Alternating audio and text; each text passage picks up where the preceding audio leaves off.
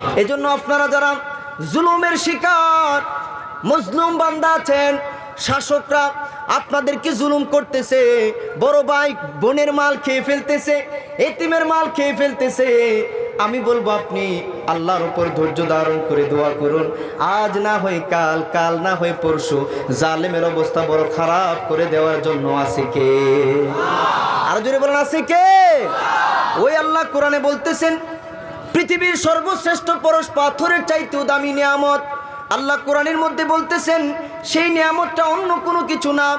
4 নম্বর পারা 3 নম্বর সূরা, সূরা আলে ইমরান শরীফের 164 নম্বর আয়াত আল্লাহ বলেন, লাকাদ মান্নাল্লাহু আলাল মুমিনিনা ইয বা'সা ফীহিম রাসূলা।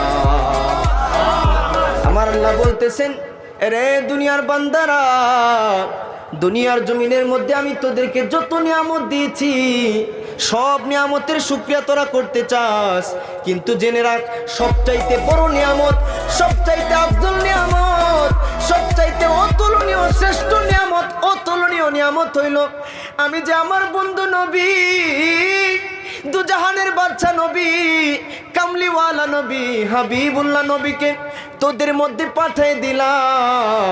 যেই নবীর উসিলায়, যেই নবীর শান-মান দেখানোর জন্যই মূলত আমি আল্লাহ দুনিয়া সাজাইলাম, হাসর সাজাবো। যেই নবীজির শান-মান আমি আল্লাহ নিজে ফেরেশতা কুল নিয়ে গাই, যেই নবীজিকে আমি আল্লাহ না বানাইলে রে কুল কায়নাত বানাইতাম না, সেই নবীকে যে দুনিয়ায় পাঠাইলাম, তোরা যে সেই নবীর উম্মত দাবি করতে পারতেছস, পৃথিবীর জমিনে তার চাইতে বড় নিয়ামত আর না। এজন্য আমার নবীর ভালোবাসা, নবীর উম্মতদের জন্য নবীজির অনুসরণ, নবীর কদম হাজারো পরশ পাথরের চাইতে, আলকেমিস্টরা যেটা রিসার্চ করেছে ওই স্টোন থেকেও, পরশ পাথর থেকেও দামি। আর একটু ভেঙ্গে যদি বুঝিয়ে বলি, আরব দেশে যখন দয়াল নবী মায়ার নবী আগমন করবেন, সৃষ্টি তো তখন যখন দুনিয়া সৃষ্টি হয় নাই, যখন ওনার নূর মুবারক আরবের মধ্যে আগমন করবেন, সবার মুখে মুখে একটা রুল জারি হয়ে গিয়েছিল, মা আমিনার ঘরে দুজাহানের বাদশা নবী, কামলেওয়ালা নবী, রহমাতাল লিল আলামিন নবী আসতেছে। জোরে বলেন না সুবহানাল্লাহ। মা আমিনা বলেন, রে দুনিয়ার মানুষেরা, অন্যান্য মহিলাদের পেট উঁচু হয়, কষ্ট হয়, আমার পেটও উঁচু হয় না, কোনো কষ্ট হয় না, কিন্তু আমি যখন রাত্রিবেলা একটু ঘুমাইতে যাই, আমি দেখি আকাশের ফেরেশতারা আইসা আমারে জানাই দেই, ওগো মা আমিনা, ওগো জগতের মা, আপনার কোলেই তো তাশরীফ আনতেছেন রহমাতাল লিল আলামিন। আরবের অবস্থাটা ছিল বড় খারাপ। শুধু খারাপ না, কেমন খারাপ ছোট্ট উদাহরণ দিলে বুঝবেন। যারা ইতিহাসের ছাত্র, ইতিহাস নিয়ে পড়াশোনা করেন, আপনারা আমার থেকে ভালো জানবেন। আরবকে তখন বলা হতো জাহিলিয়াতের যুগ, অন্ধকার যুগ, ডার্কনেসের এজ। ওই আরবের মধ্যে 3W, war, wine and women, যুদ্ধ, নারী এবং মদ ছাড়া তারা একটা দিন কল্পনাও করতে পারতো না। আপনার সুন্দরী বোনকে নিয়ে আপনি রাস্তা দিয়ে যাচ্ছেন, কোনো জমিদারের ভালো লাগলো, কোন ক্ষমতাশীল লোকের ভালো লাগলো, বলা মাত্রই ওই ক্ষমতাশীল লোককে আপনার বোনকে দিয়ে যাইতে হইতো। এমনকি সৎ মাকে বাবা মারা যাওয়ার পর সন্তান বিয়ে করতে দ্বিধা করতো না। বলেন তাইলে আরবের অবস্থা শুধু খারাপ ছিল না খুবই খারাপ? ওকে বলার বাইরে না, এত খারাপ ছিল আরবের অবস্থা। ইতিহাসে যারা ঐতিহাসিক আছেন তারা বলেন, there is no age in the history, যে টাইমের মধ্যে for a deliverer each and every person were waiting, প্রত্যেকেই আল্লাহর কাছে, সৃষ্টিকর্তার কাছে দোয়া করতেছিল, একজন ত্রাণকর্তা পাঠান, একজন মুক্তিদাতা পাঠান, একজন শিক্ষক পাঠান, একজন শান্তির দূত পাঠান। পুরো আরব ধ্বংসের মধ্যে লিপ্ত হয়ে যাবে, তা না হলে যেই মাত্র আমার নবীর কদম পড়লো, বাক্কা ছিল ওইটার নাম, বাক্কাকে আল্লাহ মক্কাতুল মুকাররমা বানাইতে দেরি করে না। সুবহানাল্লাহ। আপনারা একটু জুড়ে বলবেন না সুবহানাল্লাহ? কেমন নবীর উম্মত আপনি আমি হইলাম। হাই হাই হাই হাই, আফসোস তো লাগে, সেই নবীরে চিনেন না, সেই নবীর জীবনীটা পড়েন না। যেই মাত্র আমার নবীজি মদিনা শরীফে গেলেন হিজরত করে, আমার নবীজি নানার দেশ ইয়াসরিবের মধ্যে গেলেন। রে বড় হাইলাকান্দির বাবারা, ইয়াসরিবের অবস্থাটাও ছিল এমন, গোত্রে গোত্রে বছরের পর বছর ঝগড়া লেগে থাকতো। একটা গোত্রের কোনো একটা বাবার সন্তান ওই গোত্রের ছোট সন্তানকে মারছে, ছোটদের ব্যাপার, কিন্তু সে গিয়ে বিচার দিলেন, ওই পুরা গোষ্ঠী মিলে, ওই পুরা এলাকা মিলে এই এলাকার উপর হামলা করত। এমন করে করে বছরের পর বছর যুদ্ধ লেগে থাকতো। যেই মাত্র আপনার আমার নবীজি এমন ইয়াসরিবের মধ্যে কদম রাখলো, আল্লাহ ইয়াসরিবকে জান্নাত, দুনিয়ার জান্নাতের বাগান, রিয়াজুল জান্নাহ, মদিনাতুল মুনাওয়ারা বানাইতে দেরি করে না। এজন্য শায়রও কত সুন্দর করে বলে দেখেন, golden Medina oh my sweet Medina, I cannot forget you dear Medina, I cannot forget you dear Medina, cannot forget, could not forget dear Medina, say cannot forget, could not forget dear Medina, I cannot forget you dear Medina, I cannot forget you dear Medina. Aha, you are better than Arshe Muwalla, you are the best on earth of Allah. Say Subhanallah. You are better than Arshe Muwalla, you are the best on earth of Allah. Our Prophet is sleeping in Medina, my Prophet is sleeping in Medina, I cannot forget you dear Medina. ভারতবাসী হাত তুলে আমার সাথে বলেন না, সোনার Medina আমার প্রাণের মদিনা, সব বলিব কিন্তু তোমায় বলতে পারি, সবাই সব বলিব কিন্তু তোমায় বলতে পারি না, আমরা ভুলিনি ভুলবো না বলতে পারি না, সবাই ভুলিনি ভুলবো না বলতে পারি না, সব বলিব কিন্তু তোমায় বলতে পারি না, সব বলিব কিন্তু তোমায় বলতে পারি না।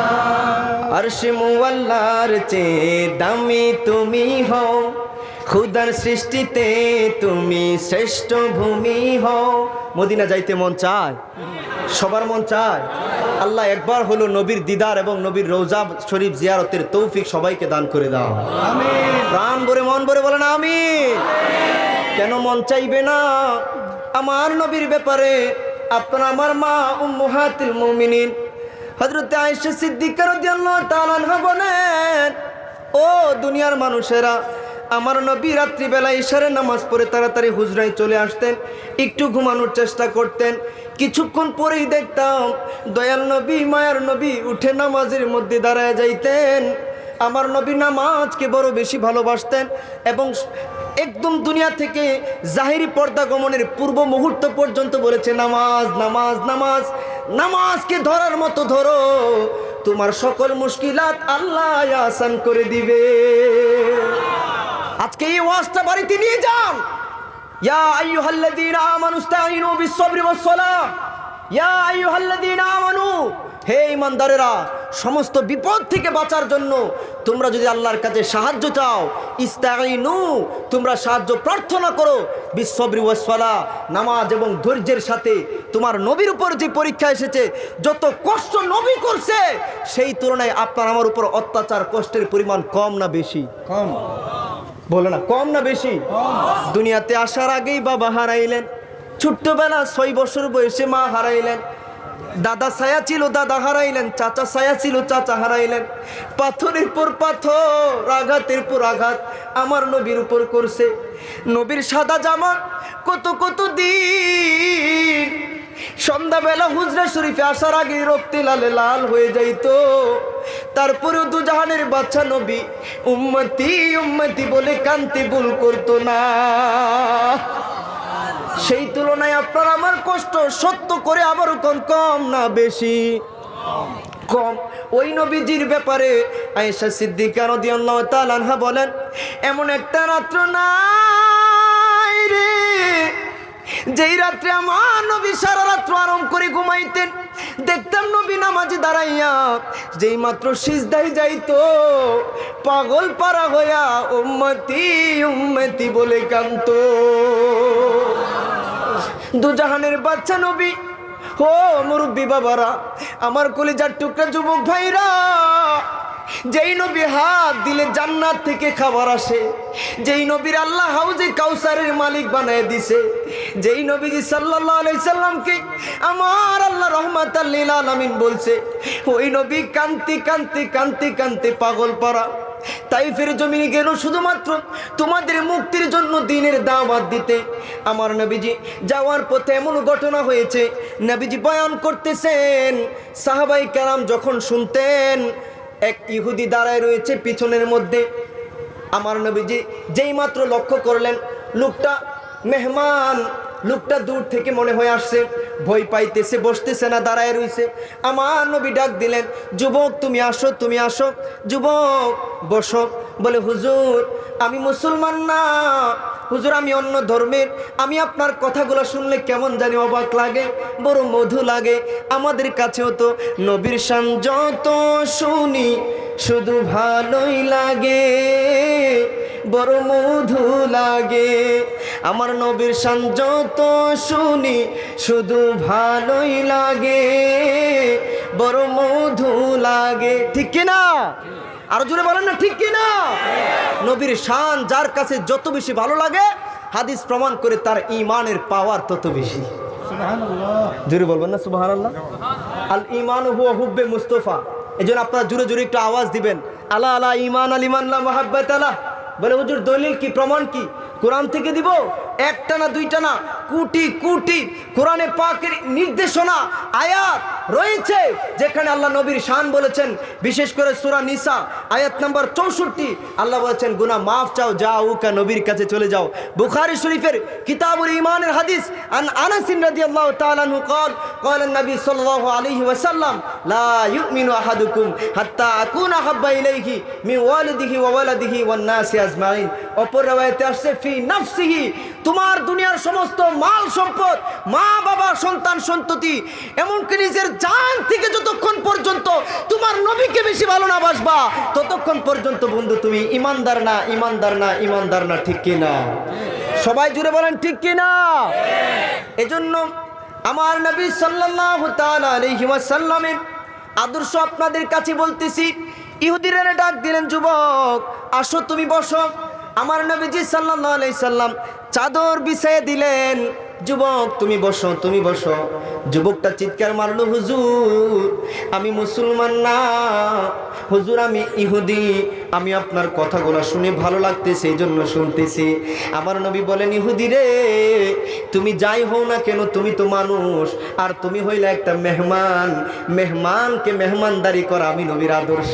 আমার নবী চাদরটা বিছাই দিলেন। যুবক চাদরটা হাতে নিয়ে চুমা খায়, বলে, হুজুর আমি শুনেছি আপনার সঙ্গীদের কাছ থেকে আপনার চাদরের মধ্যে ফেরেশতাদের লিডার জিব্রাইলও নাকি বসার সাহস পাই না, অনুমতির জন্য প্রার্থনা করি, আমি একটা সাধারণ মানুষ হই কেমনে বসবো? বলে, হ্যাঁ যুবক তুমি বসে যাও, তুমি মেহমান, মেহমানদারি কর, আমি নবীর আদর্শ। বলে, হুজুর বলেন কি, এত সুন্দর আদর্শ আপনার মধ্যে, হুজুর আপনার উম্মতের আদর্শ কে কে হবে নাকি? বলে, হ্যাঁ প্রকৃত উম্মত তাদেরকে আমি নবী বলবো যাদের হাত ও জবান থেকে অন্য মুসলমান নিরাপদ থাকবে, অন্য মানুষ নিরাপদ থাকবে। তাহলে মুসলমানের আদর্শ হবে সুন্দর। মুসলমান অস্ত্র দ্বারা ইসলাম কায়েম করে নাই। খাজা মঈনুদ্দিন চিশতি কোটি কোটি মানুষকে সত্যের দিশা, ইমানের দিশা, আল্লাহর প্রেমের দিশা, নবীর প্রেমের দিশা, একমাত্র জান্নাতের দিশা, 2 দিনের দুনিয়ায় কষ্ট করলেও চিরস্থায়ী আখিরাতে মুক্তির দিশা দিয়েছেন। অস্ত্র দ্বারা নাকি ভালোবাসা দ্বারা? আদর্শের দ্বারা, আদর্শের দ্বারা।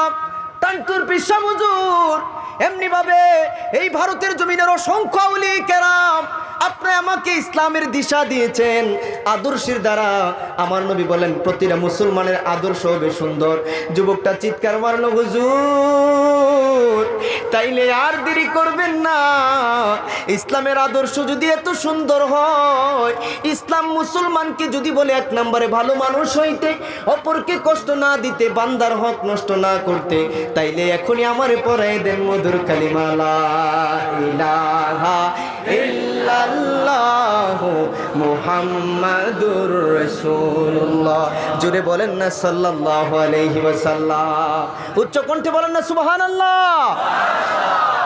আমার নবী গেলেন মদিনা শরীফের মধ্যে, সমস্ত ওই মদিনার শিশুরা পর্যন্ত মধুর কণ্ঠে আমার নবীকে অভ্যর্থনা দিয়ে রিসিভ করে করে সবাই বলেছিল, তলাল বাদরু আলাইনা মিন সানিয়াতিল বেদা ওয়াজাবা শুকরু আলাইনা মাদালিল্লাহিদা।